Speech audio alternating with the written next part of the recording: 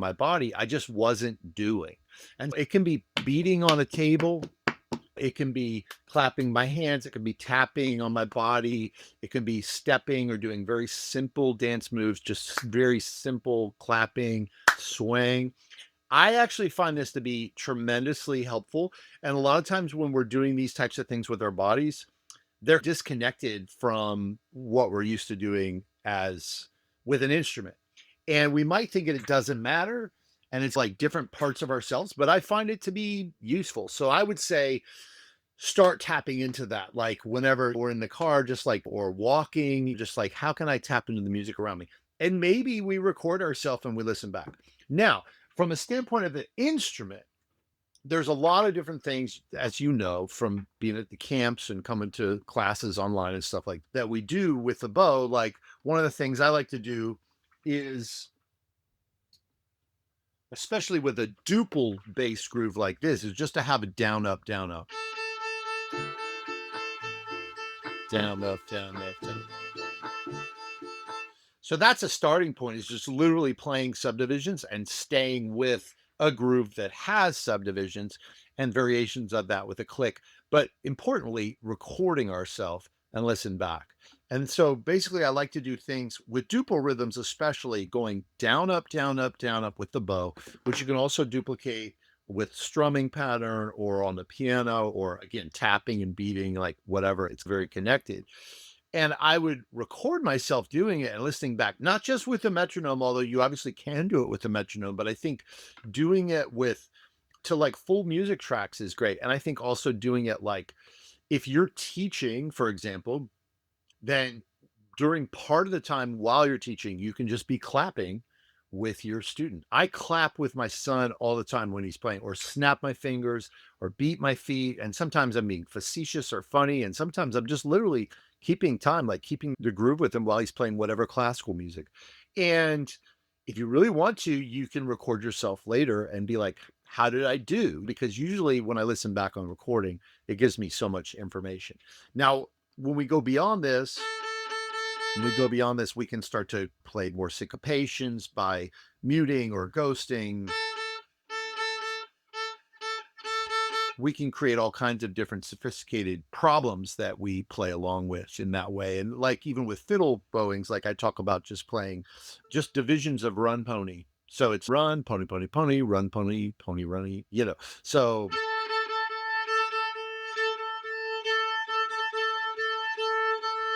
and I'm basically improvising quarter notes and eighth notes, but trying to stay in the groove. And so bringing a little more freedom into the groove that way, but still having some guardrails on. So does that kind of answer your first question? Or Yeah, it's really helpful. I know that at camp, you told me on one song I was playing where you wanted me to chop on tune 4 that I was not quite in rhythm. And then I went and worked with iReal Pro and I found it and I fixed it. wow. And I was like, oh my. And then I went after that to something in Chicago, just a jam thing. And I asked somebody, a guitarist, to play all of me on guitar. And he said to me, it's unusual to hear a violinist who plays in time. Wow. So I was like, hey, I'm starting to get it. And the whole thing you said about the difference between classical and music that's influenced by Africa, I would say that when I do jazz on piano, of course, feeling this backbeat, beats 2 and 4, being able to swing the eighth notes, having it so that when you're playing, it's not always even like you work for years and years with Czerny or whatever that you're going to do. When I practiced for the state fiddle contest that I just did, and I took third in that in my age group, I was practicing improvising bowings where I would do groups of 3, but I'd often slur across bar lines and things like that, but still keeping the groove and shortening the bow and playing quietly. I was able to play faster. I've never been able to really play as fast and evenly on violin as I play on piano, probably because I was a piano major. But my technique on the violin when I started to work on rhythm improved so much that I can now do things I wasn't able to do before. That's amazing. This just been Yeah. in the last couple months? Yeah, it's been this summer Wow. since I came back from Creative Strings. And I'm not trying to go all over the place and play the Brook Violin Concerto. I'm just trying to play Big Mun and play it fast and in tempo and in the groove. But I'm That's able to do amazing. that now. So you really feel a difference then? Yes. And I feel that the things that we worked on were really helpful. And That's then great. also the humility of I couldn't even play completely accurately chopping on 2 and 4. I've been doing music for 60 years. Come on. Part of it is the difference of the feel between classical and Right. more groove-based rhythms. Yeah. And classical, there's a lot more, sometimes because I think maybe it's because you don't change your notes in classical as much that you mess with the rhythms more. Like rubato is a Oh, very yeah, yeah, that's it's like festivity. where we improvise is, like, with rhythm, like slow Right. rubato kind of things. Yeah, Right, absolutely. because we don't improvise with the notes and we Right. don't improvise with the chords. But again, Brahms said to, and my teacher said in grad school that it can't lose the pulse. And if you're going to rubato, it's still, if 8 bars is going to take this amount of time and you're fudge it, you still has to take this amount of time, not this much or that much. Yeah. It's still, or it's not rubato, then it's a retard, then it's something different if you lose. So I would say that all of them, all music pretty much needs it in one way or another, and that a very fine musician starts to learn where you need it and when you need it and how you practice it. And you start to develop humility about style and to learn about other people's backgrounds and style and know when you've got it and when you don't.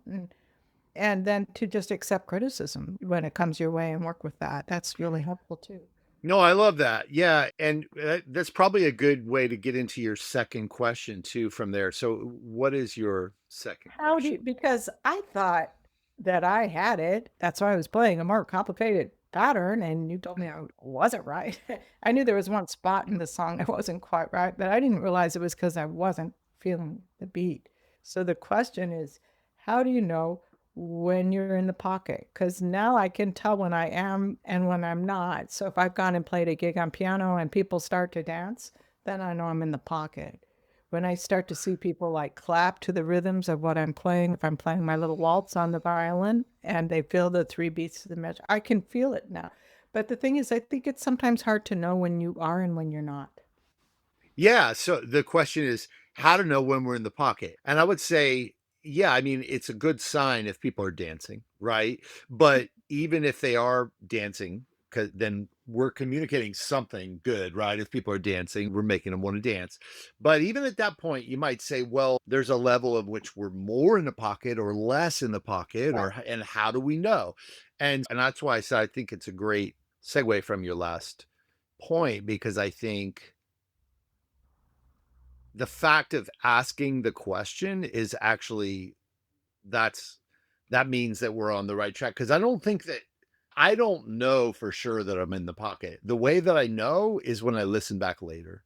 And so it's by the so I, yeah, and I think that there's obviously the drummers and bass players and piano people that have practiced pocket for a long time, they might have a different experience and a higher level of confidence, but I've also worked with great drummers before that maybe they were rushing or maybe they were dragging and they weren't aware of it. And so even in that case, they would still say it's good to listen back. So I don't think we should expect that we are going to just know. I think that we should be attentive to it and humble about it, which is the nature of asking the question. I'm looking to be in the pocket. What can I do to be? If we're paying attention to the people we're playing with, if we're listening to them and making always referencing the people we're playing with, am I together with that person or am I together with this metronome? And if we're recording ourselves and listening back, I think that's where we get the feedback. And that's where we can constantly monitor from day to day. Was I in the pocket today? Okay. If I do that 30 days in a row, I could probably I can trust my observations in the moment a little more. So that's my answer. I don't know. What do you think about that?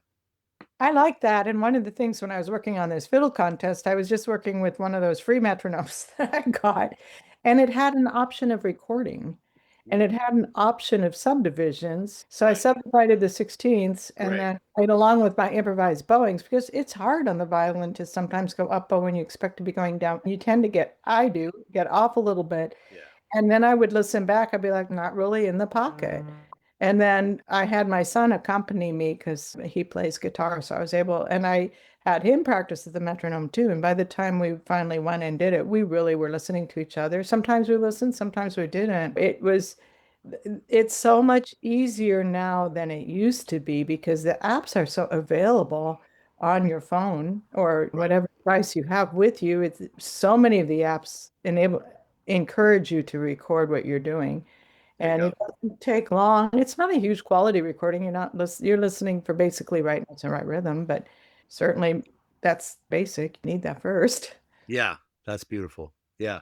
Awesome. And your third question then? Is how do you obviously when I found that I was struggling with putting my backbeats on 2 and 4, that gave me some humility. So the question is, what's the best way to teach rhythmic feel and groove to others, especially when you know that you're still working on it yourself? Yeah. I think it's a great question too. And I would count myself in that. So I think I can speak to it because like I feel that I'm still working on groove myself and working on time and like I'm very like I'm never really trusting that I'm always believing like my rhythm could be better, my feel could be better. I'm always comparing myself to like drummer friends and like bass Mm. player friends who I feel like have put so much more attention to that and so that's how I think of myself. How can I teach rhythm and groove to my students given that I'm still working on it? So, I'll give you a few different ways. Number 1, I think what I do, I create loops on my loop pedal, just like this one I played earlier, like this one. So this one, all my loops, I've got like 150 of them on here. Uh, I create them with my violin and with an effects pedal. So, you can hear that bass line, but that's played with my violin and an octave pedal.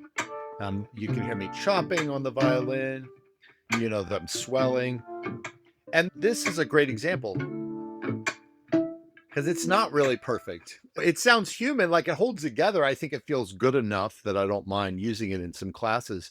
But it's every time you hear the loop repeat, you can hear what's off, what's rushing, what's behind. I go back to this loop, another example, and I can listen to all the different parts and say, how do they lock in together? So making loops is a way. Another way is, and then I teach play along videos with the loops to my students. And I'll play lines. I'll ask the students to play back. You don't need to use a loop pedal for this. Like you can use a backing track from somebody else. You can use a digital audio workstation. You can use apps like Acapella to play essentially multi-track with yourself and try to hold the beat. But I think also just doing duos with students that are groove based. If one person is doing something like this and the other person is doing something like this,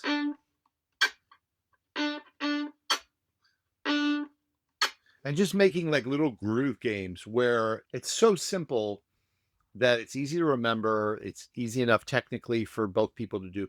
And I would really switch the roles. So the student is an accompanist and the teacher is a soloist, and then vice versa, and get students used to doing accompanying roles just as much as solo roles and do it together in the lesson. I do these with my son, I do these with other students, practice teaching in a play along style and where everybody's practicing like doing the groove over and over again, and even some of those other orienting things we were talking about earlier, like dancing or swaying. So I don't know. What does that feel I like like it answers that that? because the thing is, a lot of times in classical lessons, you just play your song, basically. And of course, it's not hard to accompany somebody on the Suzuki pieces. I know them all by memory, I can play them all on piano, and I teach that right away. So that's very helpful. But that's always the student being the soloist and the teacher being the accompanist. And because I really value being together, I'll fudge rhythm to fit the student. And I'm not always sure that's always helpful to them Ah, because I can't really help that. It's partly the way I'm trained. I don't want to hear dissonance, yeah, being off by an eighth note or whatever.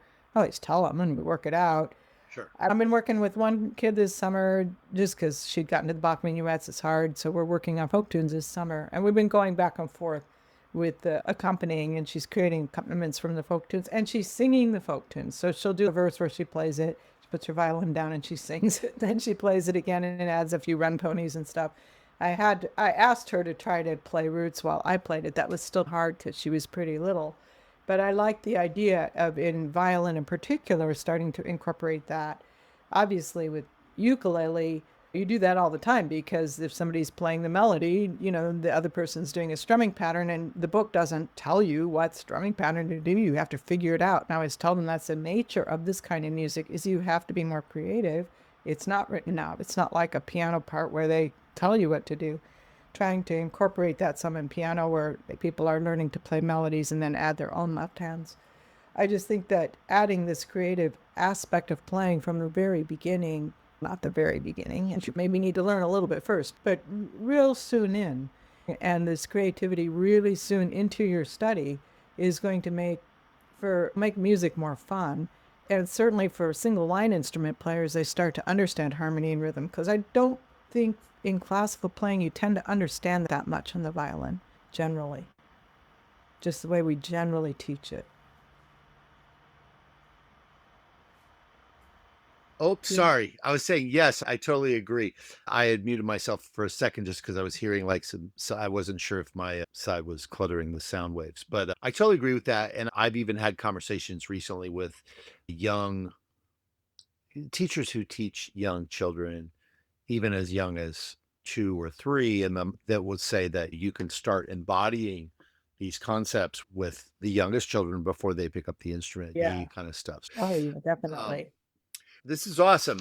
Thank you for being like doing this experiment with me and being the first person. I appreciate you so much. And I want to tell everybody again where they can find you. So everybody, you can find Jenny Peters. She's in the Chicago area, but she's got scores online for orchestra. She teaches online. She also plays gigs. She does everything. She's a complete rock star. And look her up at jennybpeters.com. That's Jenny with a Y. And I want to thank our sponsor, Electric Violin Shop. All things electric strings, anything you need that has to do with amplification, electric violins, violas, cellos, accessories, effects, call them at electricviolinshop.com. You'll find their phone number. Thanks for them for supporting us.